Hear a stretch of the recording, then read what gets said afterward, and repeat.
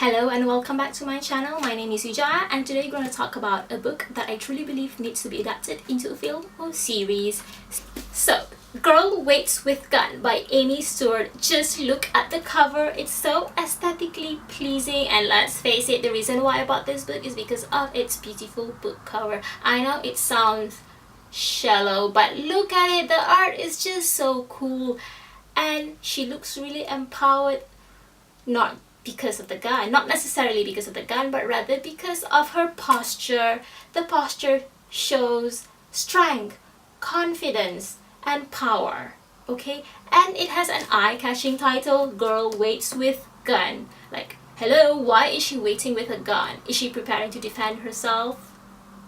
Is she being harassed by a bunch of gangsters? Is she protecting her home from potential robbery? Or is she planning to stop an assassination? Or is she the one planning the assassination? You don't know, we don't know, but that doesn't matter because she looks super badass, and you just know that this book is going to be freaking amazing.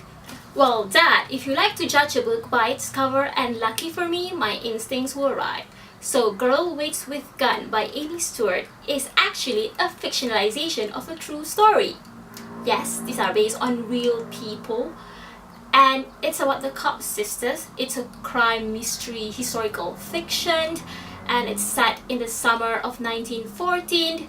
It's the early 1900s, yes, and these three sisters live on a farm in rural New Jersey, and their lives are changed instantly after their buggy gets into an accident with an automobile.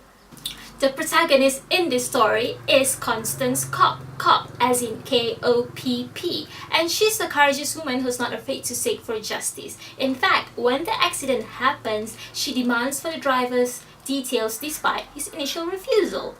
It's pretty clear that this guy is not pleased at all, and he's actually accompanied by a bunch of men, his companions, who looks like a bunch of violent men who won't hesitate to hit you if they think it's necessary. So this driver's name is Henry Kaufman, and he's the owner of a silk factory. It's pretty obvious that he has money, status, connection, and friends, and he's not afraid to use it when necessary. And despite being sent multiple invoices by the Cobb sisters, specifically Constance, there are no replies at all. Not at all. So it's pretty clear that he doesn't want to compensate the Cobb sisters, he doesn't want to own up, and he's not taking any responsibility. But the Cobb sisters are insistent, especially Constance. The other two sisters, Norma and Florette, are not very concerned about the compensation considering how unsavory the men were during the accident. Norma is more of the slightly serious, impatient type that likes to attend to her pigeons, who she trains to send newspaper headlines back to herself, while Florette is your quintessential 17-year-old girl who longs for a social life, and she's a bit reckless and does not quite understand the possible danger that the world poses out there. But these three sisters are really brave, independent, and resourceful women.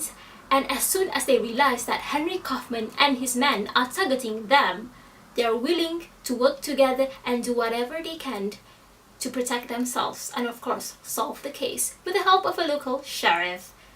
This eventually leads Constance to her whole new career, and the female empowerment plus detective work theme in the story really reminds me of Miss Fisher's murder mystery.